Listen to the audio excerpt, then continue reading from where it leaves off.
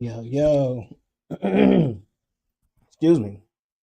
How's everybody doing tonight? My name is Johnny Johnny, and this is Johnny Johnny Live. We are live on the air, coming straight to y'all from Peoria, Illinois. Let me get a sip of this water.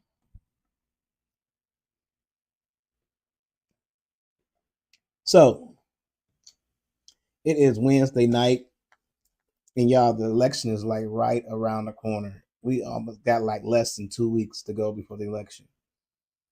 And let me say this before we get started. Like these videos are not opinions of mine. Anything that I show is not opinion of mine. It's only opinion of mine if it comes out of my mouth. Okay. Some things I do research on. I look, I read, I watch videos, and so then I bring to you what I see. So let's get that out of the way. Secondly, I would appreciate if y'all could share, like, or follow me on Facebook, YouTube, on Facebook, YouTube. So make sure you check us out. You can leave your comments. If you leave your comments, I can see them on the screen. And as you can see lately, I've been putting them on the screen. So leave your comments. Let's talk about certain things. All right. So we're going to get right into it. We'll keep this short, sweet, and simple. Now, you see the title, it says Trump may have already won the election. Now, y'all might look at me and be like, what? What is he talking about? Like, we haven't even had the election. It's just early voting right now.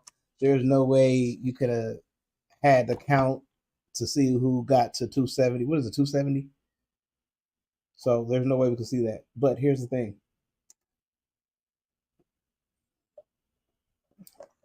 And I've been hearing this more and more lately.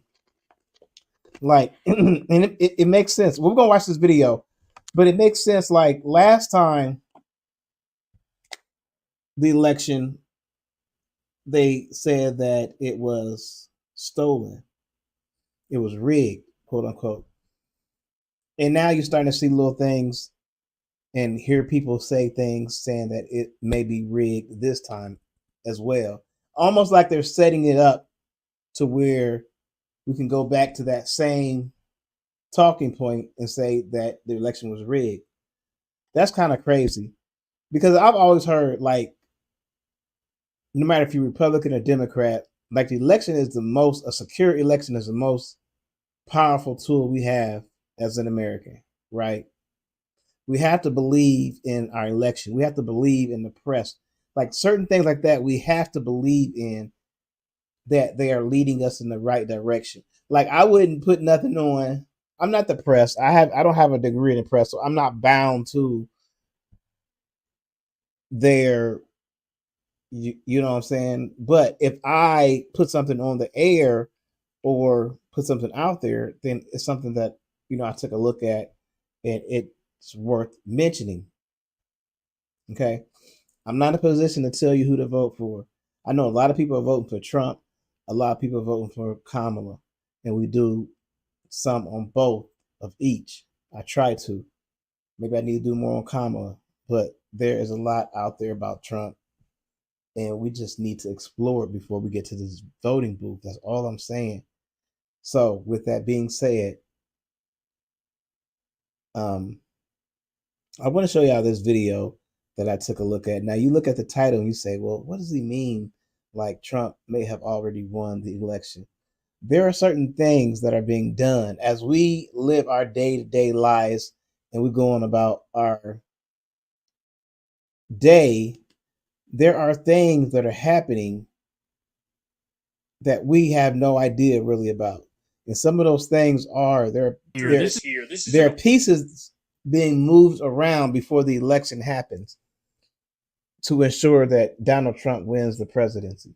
And it kind of makes sense because, like, sometimes, like, when Donald Trump do things, it's like he kind of like reveals his plan, almost like no, I'm not gonna knock him like that, but somebody like in a movie that was plotting something and they kind of reveal their plan to everybody else, kind of like portions of it, and like you can look, like, really tell, like, he not really worried about winning per se the popular vote.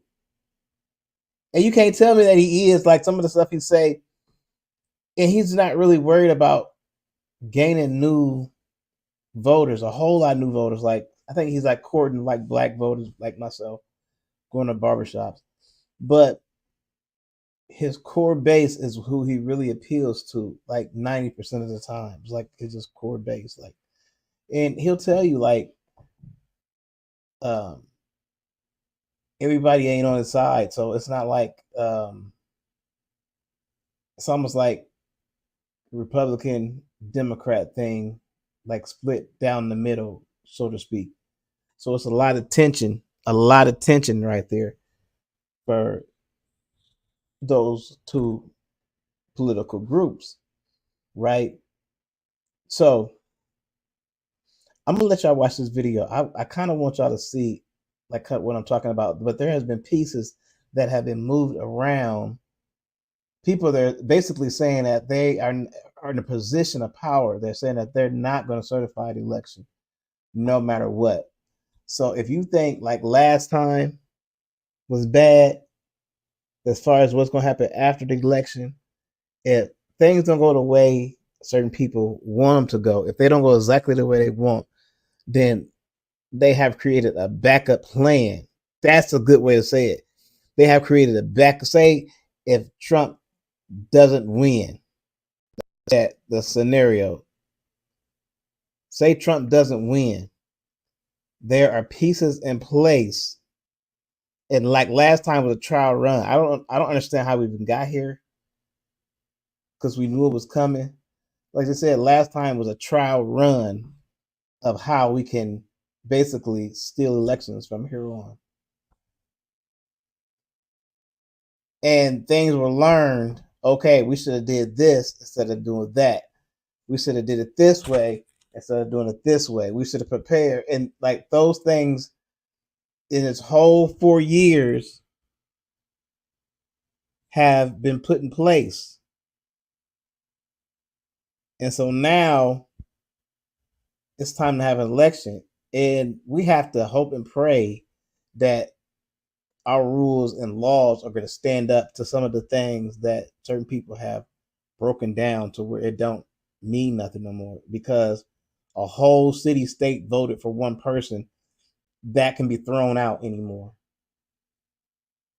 In fact, and I heard today, some guy was in Texas, a big guy, big guy, lots of money, claims he's responsible for having thousands of votes thrown out, and that's really the only reason that Trump won Texas. And he brags about it. He literally brags about it. I'm the one that got thousands of votes thrown out in Texas for Trump to win Texas. So I mean, like voting is good. Yeah, I feel that, but and you're gonna hear from this video like there's certain reasons why votes are gonna be thrown out. They're not even gonna be counted. So let's take a look, and I want you to tell me your thoughts. Which lays out Trump's plan in 2024 to steal the election. Now, we've previously discussed, there was an article in Rolling Stone that went into detail about the same thing. But the difference is, this time around, Trump and his allies and the Republicans are trying to do most of the work to get the election to go their way up front. So back in 2020, it was all an afterthought, right? So they lost the election, and then they were scrambling and trying to find a way to prevent certification of the election. Obviously, they had over 60 lawsuits and lost nearly every one of them. They didn't even have standing. You had Republican judges and even MAGA judges that threw out the cases. I remember all those lawsuits. So everything up to now. And you also had the fake elector slates. You had January 6th. And everything in that instance was after the fact. That they had to try to navigate it and come up with a Weasley way to steal the election, right? But this time, it would be much harder to do it on the back end. For one thing, Trump is not president, right? He doesn't have his hand directly on the levers of power like he did in 2020. That's a big strike against him in being able to pull it off. There was also a new law that passed, which makes it harder for the vice president to do what Trump was asking Mike Pence to do. Now, Pence didn't do it, but the idea of just like rejecting certification. That point wouldn't matter because Kamala definitely gonna do what she's supposed to do as far as certify. But I hear what he's saying though. The new law makes it very clear that the vice president doesn't have the authority to say no, we're going to throw it out. They didn't. It's not like Pence had that ability anyway, but it became extra crystal clear with this new law that that's not the case. Okay, so how are they going to go about it this time? Well, this time again, they have to do all of their Weasley tricks on the front end. So in Mother Jones here, the title is Trump has a plan to win without the votes, and the fight is on to stop him. As the 2024 election enters its last weeks, a years-long effort to protect it will be tested. Wild. So I want to read you, we're not going to go through the whole article here, but I'll give you some of the important parts. So this one right here, the lawsuits have been flooding in for months from the Republican National Committee, now part of the family firm under the co-chairmanship of Trump's daughter-in-law and allied groups. The list includes lawsuits to purge voting rolls, disqualify significant numbers of absentee and mail ballots, and to make it easier for local officials to refuse to certify elections. So they're going with the Ken Paxton strategy. Ken Paxton in 2020 in Texas, very famously, he waged a whole bunch of lawsuits, won a bunch of those lawsuits in the right-wing Texas courts, got like 700,000 mail-in ballots tossed, and Ken Paxton went on Steve Bannon's show and bragged that if it wasn't for him, Trump probably would have lost Texas. The only reason Trump won is because he was able to get those 700,000 mail-in votes tossed. Okay, so this is the exact same thing we're talking about here. Purge the voting rolls. So in other words, what you do is, hey, this guy Bob Smith died. Toss Bob Smith out. Oh, would you look at that? There's 7 different Bob Smiths. Who cares? Toss them all out. They want to. Republicans know when turnout is low, they win. When turnout is high, Democrats win. So they try by any means necessary getting that turnout to be as low as possible. Disqualifying a significant number of absentee and mail-in ballots. They know the mail-in ballots are overwhelmingly Democratic, so do whatever you can to throw out a bunch of absentee and mail-in ballots. Make it easier for local officials to refuse to certify the election. See, now it's illegal for like the vice president. It's not. There's not a legal gray area anymore. The vice president can't just not certify the election. So, all right, let's outsource that at the local level. So you nip it in the butt up front when the vote numbers are in, and if a Democrat wins this county, let's just have a MAGA Republican at the county level say, no, we're not going to do that. We are not going to do that. We're going to go in the other direction. All right, here they say, one prong of that strategy has been to ramp up pressure on states and counties to purge their voter rolls, seeking to limit who can vote by removing people more likely to support Democrats. In 2018, the Supreme Court made such purges easier. According to a tally from Bloomberg, GOP attempts to strike voters make up nearly a third of 165 lawsuits already filed to influence the 2020 election. There's already 165 lawsuits about the 2024 election. And again, nearly a third of them are from Republicans trying to purge voter rolls. We also saw a similar thing, again, in Texas. They did like a raid of a Democratic group that registers Latino voters. I mean, stop and think about that. They're not doing anything illegal in any way, shape, or form, but they treated them like criminals. They treated them like criminals. So in another portion here, it's not on screen for you at the moment, but in another portion here, they go on to say, in Pennsylvania, courts are deciding whether to cancel mail ballots from eligible voters with small errors, like missing a handwritten date. Other lawsuits in the state will decide whether counties must alert people if their mail-in votes have been disqualified and whether those voters can cast provisional ballots. Certification fights will come earlier in the process at the county and state level. Quote, we're going to see a lot more certification fights, predicts Albert, not just due to officials refusing to certify, but also from candidates objecting to certification, even when they have clearly lost. Quote, the reality of certification is going to be slow and litigious. Now, the other thing they point out in this article is that they're kind of like judge shopping. The right is kind of judge shopping. So they're trying to get into courts that they know are more favorable to right-wing bullshit. So you file lawsuits in certain places and hope it works its way up a certain way. And again, that's a way to try to rig it, where you have sympathetic judges in this particular district, so wage a lawsuit in this particular district and try to get a favorable outcome. So they also say Georgia's state election board, dominated by Trump allies, has encouraged county officials to question results. This week, a state judge ruled that certification at the county and state level is mandatory under Georgia law. So in that instance, a court saved us. However, throughout the country, it's likely that court action will still be needed to force local officials to comply with laws and precedent requiring them to certify results. In other words, rogue local MAGA election officials are the biggest concern here. And you're almost certainly going to need the courts to get involved to mandate, no, that needs to be certified because you guys are raising a big stink over absolutely nothing. So I got a little more here for you. Listen to this quote. They file these lawsuits now. They get a lot of attention about whatever misinformation they're spreading about the election system. And when their cases get dismissed, they point at the courts. They point at the state election officials and say, look, we told them about these problems. They didn't fix it. The election is rigged. You can't trust it. So this is part of their sow seeds of doubt strategy. That's what we're looking at here, right? And a lot of this, I mean, we covered this the other day on the show. You had Marjorie Taylor Greene already spreading conspiracy theories about how somebody voted for Trump and me and it flipped the votes to the Democrats. And this is recycling the same bullshit about the Dominion voting machines in 2020. It was totally debunked then. It's totally debunked now. But they're spreading it. You also have Polymarket.